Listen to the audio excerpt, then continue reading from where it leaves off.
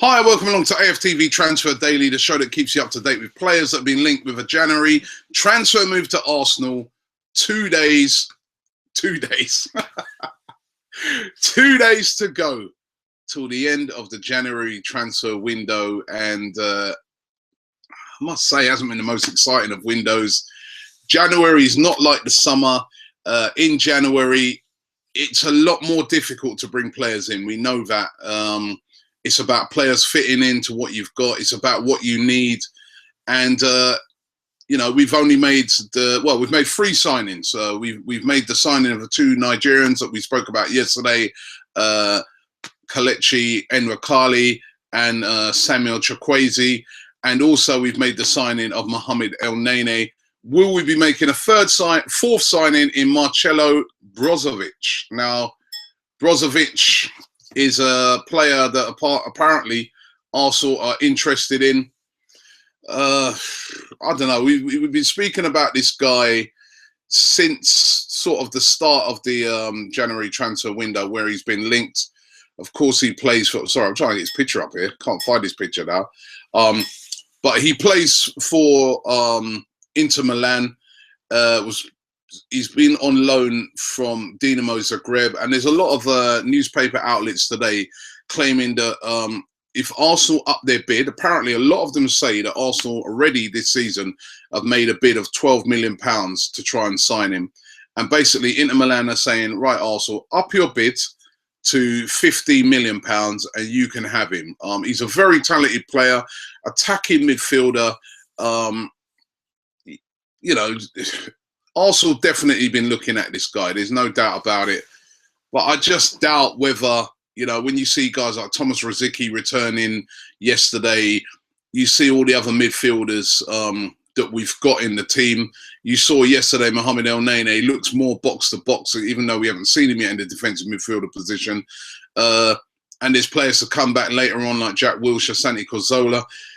Will Arsenal move for a guy like Brozovic now, or will they just wait it out until the summer when they have a look at all their options and decide who then to bring in? I somehow don't think it's going to be a deal that takes place, but that is the one that's been talked up the most today, and that is the Marcelo Brozovic, that Arsenal may make a swoop for him before the end of the January transfer window. I seriously have my doubts. Ben Chilwell, again, is also on the agenda. We've had apparently 2 bids rejected for Ben Chilwell. Arsenal very interested in him. Left back, you know all about him because we've spoken about him over and over again. Chilwell still being talked up by a lot of the newspapers today.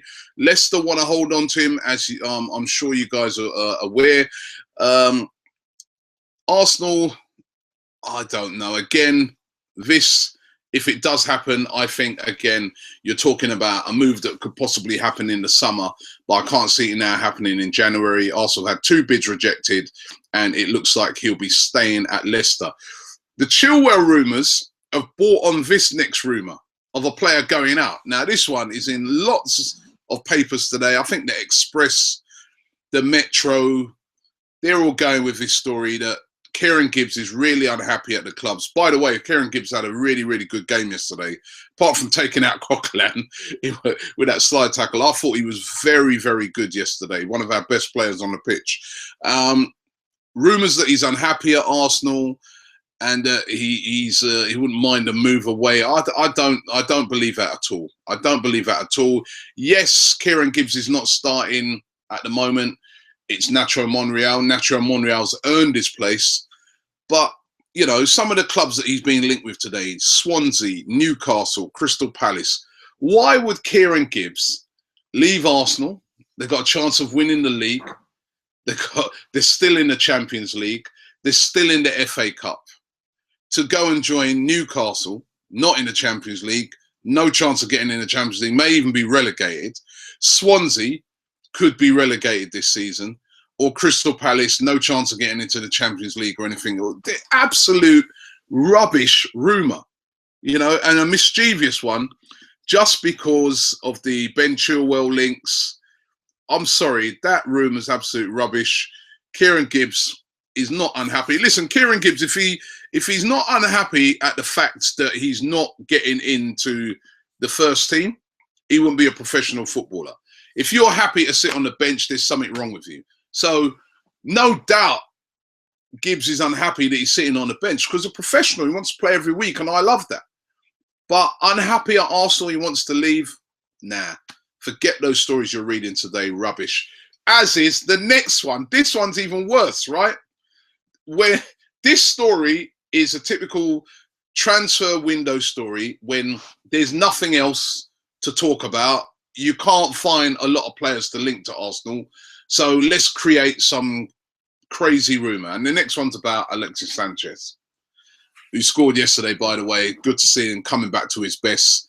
Going to be vitally important to Arsenal. Now, this rumour is linking this week. Now, you would have heard the rumours earlier on in the window where he was linked to Manchester United. What did Alexis Sanchez do? He come out and said, I'm very happy at Arsenal. I ain't going nowhere. He said that. That's out of his own mouth. So did you believe him? Or do you believe these newspapers that are today, Daily Star chief amongst them, talking about how Chelsea are going to make a big move for Alexis Sanchez in the summer? This is based off of the fact that, well, not even facts, but based off of an assumption that Chelsea are going to move for Jorge Sampaoli, who was the previous manager of Chile, good manager, by the way, who won the Copa America with Chile, did really well in the World Cup with Chile as well. He's now resigned from Chile, taking English lessons apparently, looking to come to Europe to manage. And because of the connection with Alexis Sanchez and because he may go to Chelsea, they're saying that Alexis Sanchez will be the #1 target for Chelsea in the summer. Now, what Alexis Sanchez has already come out and said, I'm happy at Arsenal. And when you see the guy play, I know you can't always judge it off of a guy playing, but he looks like a guy that's happy. He's the main man at Arsenal. Him and Mesut Ozil, they're the main men at Arsenal. He's the focal point, right? Chelsea will not even be in the Champions League next season. And Alexis Sanchez is going to want to play in the Champions League. And that is another thing that a lot of these papers are not taking into consideration when they're linking all these mega links with Chelsea, which, don't get me wrong, you know that Chelsea have got the money, but they're going to not have no Champions League next season. It's going to be a massive downer for them. So, again, just disregard that rumour. Absolute rubbish. Alexis Sanchez not going nowhere. Quiet day. They haven't got lots of rumours to jump on. Arsene Wenger being very cagey yesterday, more or less saying that at the moment it's looking like I ain't going to buy no one else. So they're trying to manufacture stuff to make a story. Rubbish. One thing that Wenger did talk about yesterday was Serge Gnabry. Gnabry, of course, has been on loan at West Bromwich Albion. It's been a very, very unsuccessful loan. He hasn't been getting on with Tony Pulis. It just hasn't worked out for him there at all. Arsene Wenger confirmed yesterday that he's going to end the West Bromwich Albion loan of Serge Gnabry. They also had apparently said to West Brom earlier on, when West Brom was saying, "Oh, we want to send it back," they were saying, "No, you've got to keep him until the end of the season." But now he's ending the loan of Serge Gnabry, and he said, "This was Wenger's quotes." He said, "I'm tempted to let him go somewhere to do with him what I did with Coquelin." To go somewhere for a month or two and then come back. So he's still in Arsene Wenger's plans, but it looks like he's going to bring him back and then send him back out on loan again. What has happened to Serge Gnabry? I thought that season he was really, really looking like a top prospect for Arsenal. I mean, you know, he was getting quite a lot of regular first-team football due to injuries. And then he was looking the part, and then he himself got a really, really bad injury that virtually knocked him out for a season. He's trying to come back now. He's gone to West Bromwich Albion. It's not worked out for him. There's still a player there. He's still very young. There's still a big future. He's going to have to be very patient himself. Also, Gnabry, did he give his best at West Bromwich Albion? That's the thing we don't know as well. But definitely, I agree with that. Get him back. Send him out on loan to somewhere else. apparently Brighton are very interested in. Get him out there, getting him playing regular football, and then bring him back. Because if he played like how he did play when he was playing week in, week out for Arsenal, he's definitely a player who can play in the future. And finally, what did you make of the new boy, Mohamed Elneny, yesterday? It was his debut. He has been the one sort of senior January signing that we've made. He made his debut yesterday. Decent debut, I thought. You know, he had 100 touches in the game, which is more than any other Arsenal player. So he certainly wasn't shying away from the ball, certainly got involved.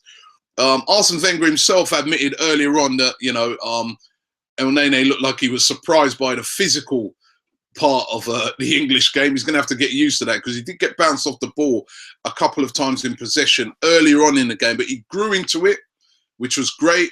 And he looked a decent player to me. Box to box, full of energy. Like I said, lots of touches, good touches as well. Wasn't scared to have a shot. Should possibly have scored in the game. Yeah, I was happy with his performance. As a debut performance, I thought it was a very good performance. And yeah, it looks a decent signing from Arsene Wenger. Although, obviously, you can't judge it yet. It's his first game. Lots and lots of games to go.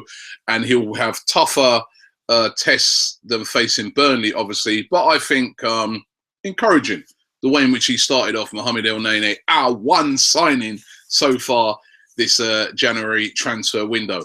Let's see what you guys are saying.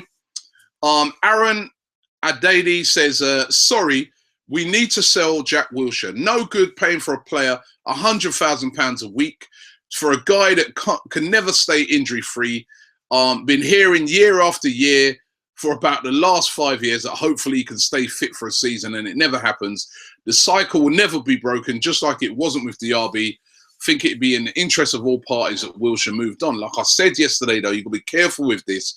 You say that, you cite Diaby as an example. I cite Robin van Persie, who, if anything, used to be even injured even worse than Wilshere. And then all of a sudden got over his injuries and was absolutely brilliant. So we've got to tread carefully with this one. Jean says, maybe if we give Wilshere more money, he will play. It's not a money thing. Come on, listen. You know what? We like to talk about money because these guys get horrendous amount of money in comparison to what we get. They earn more in a week than what we earn some 2-3 years, right? I understand the money thing, but when you're injured, you're injured. But money's got nothing to do with it, because if money did have something to do with it, if I got a hamstring injury and I'm a footballer, I just go to the doctor and say, here's 100 grand. I need to play tomorrow. Come on. It's not a money thing. The guy's injured. All right.